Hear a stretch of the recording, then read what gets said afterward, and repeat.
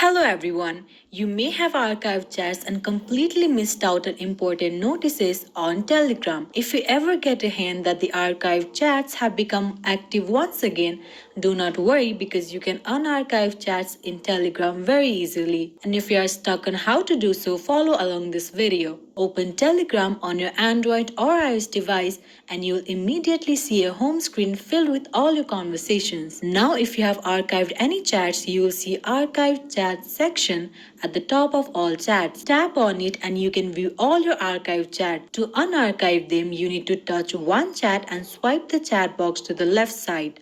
An icon indicating unarchive will appear on the right side with this process. Once you release your touch, the chat will be unarchived. If you have more than one chat to unarchive, it would be much easier to collectively unarchive them. For this, you need to press a chat and it will be selected. You can see a green tick mark suggesting that the chat has been selected. Then you can select other chats by lightly tapping on them. Once you have selected all the chat box you need, click on the triple dot icon and choose Unarchive. You can then see that the chats have returned to your main inbox. I hope this was a helpful video.